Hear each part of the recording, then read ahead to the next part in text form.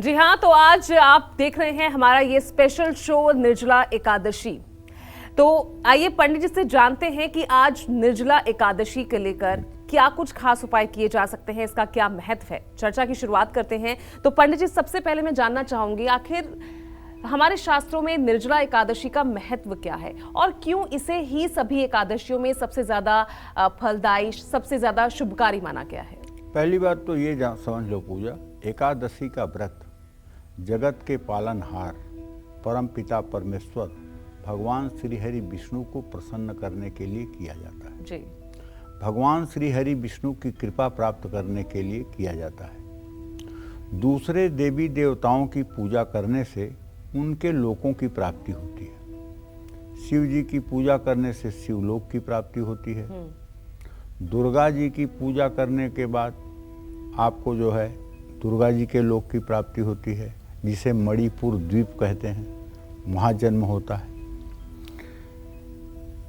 लेकिन भगवान विष्णु की उपासना करने से मोक्ष की प्राप्ति होती है, वैकुंठ की प्राप्ति होती है। तो सनातन धर्मावलंबी एकादशी का व्रत जरूर करते हैं, लेकिन एकादशी का व्रत बहुत ही कठिन और असाध्य व्रत है। और उसमें भी आज जो निर्जला एकादशी है ये तो बहुत असाध्य है, क्योंकि एक तो ये ग्रीष्म ऋतु में आती है, जब सूरज पूरे अपने गर्मी पर होता है, तापमान अपने सबसे अधिकतम ऊंचाई पर होता है। और उस समय निर्जला का मतलब समझ रही हो, थूक भी नहीं निकलना है 24 घंटे तक। पानी पीने की तो बात दरकिनार रही, थूक भी नहीं निकलना है। और ऐसे में 24 घंटा रहना ये बहुत बड़े आस्थावान का ही विषय हो सकता है। सबके बस की बात ये व्रत नहीं होता है। बिल्कुल।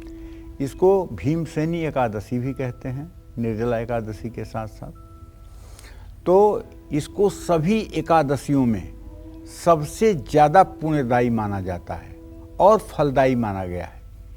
ये हम दर्शकों को बताना चाहेंगे कि महर्षि वेदव्यास ने भीम को बताया था कि एकादशी का ये उपवास निर्जला रहकर करना होता है। ऐसे में निर्जला एकादशी का व्रत करना बहुत कठिन होता है। इस व्रत में पानी भी पीने की सख्त मनाही है। ये व्रत हमें जल संरक्षण का संदेश देता है। निर्जला एकादशी का व्रत करने से बाकी 23 एकादशियों पर अन्न खाने का दोष दूर हो जाता है।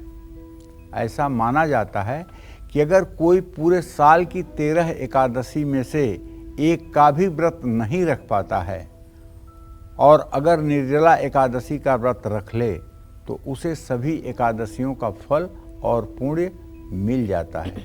लेकिन मुश्किल की बात यह है, अभ्यासे बिना दुर्गम विद्या, बिना अभ्यास के कुछ होता नहीं है। अगर दूसरी एकादशियों का आपको करने का अभ्यास नहीं होगा और एकाएक आप निर्जला एकादशी का ही व्रत करना शुरू करेंगे तो 6 घंटे में ही फैल जाएंगे। इसलिए उन 23 एकादशी पर व्रत करके अपने को अभ्यास में ढालना चाहिए। जो लड़के, जो नौजवान देवघर बैजनाथ धाम में डाक बम चढ़ाने जाते हैं, डाक बम उसको कहते हैं कि सुल्तानगंज से गंगा का जल लेते हैं और वहाँ से 90 किलोमीटर दूर बैजनाथ धाम जा कर के जल चढ़ाते हैं। दौड़ते हुए जाते हैं, उसको डाक बम बोलते हैं। कांवड़ वालों को आपने बहुत देखा होगा, कांवड़ में जो दौड़ते हुए चलते हैं उनको डाक बम कहते हैं। वो कहीं रुकते नहीं हैं, रास्ते में विश्राम नहीं करते हैं। तो वो 90 किलोमीटर की दौड़ते हुए यात्रा करने के लिए 4 महीने पहले से वो दौड़ने का अभ्यास करते हैं, तब जा कर के उस प्रतियोगिता में वो पास होते हैं। उसी तरह से ये कहना तो ठीक है कि 23 एकादशियों का फल इस एकादशी पर मिल जाता है, लेकिन इस एकादशी को करने का सामर्थ्य तभी प्राप्त होगा जब एकादशी के व्रत करने का पहले से आपके मन में जिज्ञासा और पहले से आपके मन में संकल्प होगा। एकाएक आप चक्र सुदर्शन नहीं उठा सकते और भगवान विष्णु की कृपा तो बरसेगी ही। एकादशी का व्रत करने के बाद तो भगवान विष्णु की कृपा बरसती ही है। अम्बरीश की कथा आती है श्रीमद् भागवत महापुराण में। अम्बरीश एकादशी का व्रत करते थे और अम्बरीश के यहाँ द्वादशी के दिन सुबह दुर्वासा ऋषि पहुँच जाते हैं। दुर्वासा ऋषि कहते हैं कि मुझे तुम्हारे यहाँ भोजन करना है। वो कहते हैं ठीक है महाराज, थोड़ी सी द्वादशी बची है, आप स्नान करके आ जाइए, आप भोजन कर लीजिए, उसके बाद मैं भोजन करूँगा। और दुर्वासा जाते हैं, नदी के किनारे बड़ा समय लगा देते हैं और तब तक इधर द्वादशी निकल रही होती है। सब उनके पंडित समझाते हैं कि आप अन्न का पारण कर लीजिए, नहीं तो आप पारण नहीं कर पाएंगे, द्वादशी निकल जाएगी।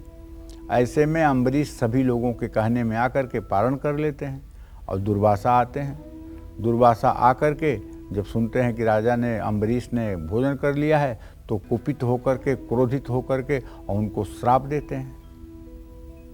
और श्राप दिए नहीं कि उधर से भगवान विष्णु का चक्र सुदर्शन दुर्वासा का पीछा कर लेता है। दुर्वासा भागने लगते हैं, शिवलोक जाते हैं, ब्रह्मलोक जाते हैं, लेकिन कहीं उनकी कोई रक्षा नहीं करता है। अंत में दुर्वासा जैसा ऋषि जिसके श्राप से देवता भी थर थर कांपते थे, वो आकर अम्बरीश के सामने लेटकर दंडवत किए कि हे राजा मुझे माफ़ कर दो।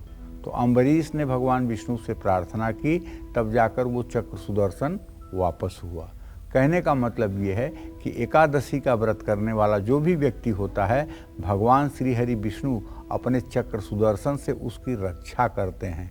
ये मामूली बात नहीं है, ये श्रीमद् भागवत महापुराण की कथा है। जो लोग एकादशी का व्रत नहीं कर रहे हैं, उन्हें भी इस दिन भगवान विष्णु का भजन पूजन तो करना ही चाहिए। इस व्रत को करने से व्यक्ति को सभी तरह के कष्टों से मुक्ति मिल जाती है। व्रत करने वाले सभी व्यक्ति के पाप ताप धुल जाते हैं। एकादशी का उपवास को द्वादशी के दिन सूर्योदय के बाद ही खोला जाता है।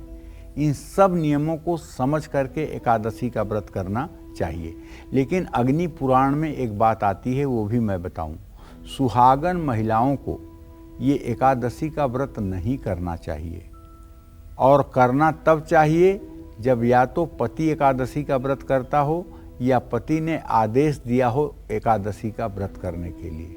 जो महिलाएं बिना अपने पति के आज्ञा का एकादशी का व्रत करती हैं, वो महिलाएं अपने पति के आयु का हरण करती हैं। ऐसा अग्नि पुराण में लिखा है। ये सुरेश पांडे नहीं कह रहे हैं, ये अग्नि पुराण की बात आपको हम बता रहे हैं। अग्नि पुराण में साफ साफ लिखा हुआ है कि जो सुहागिन महिलाएं बिना पति के आज्ञा के ये व्रत करती हैं, वो अपने पति के आयु का हरण करती हैं। ये भी ध्यान में रखना चाहिए।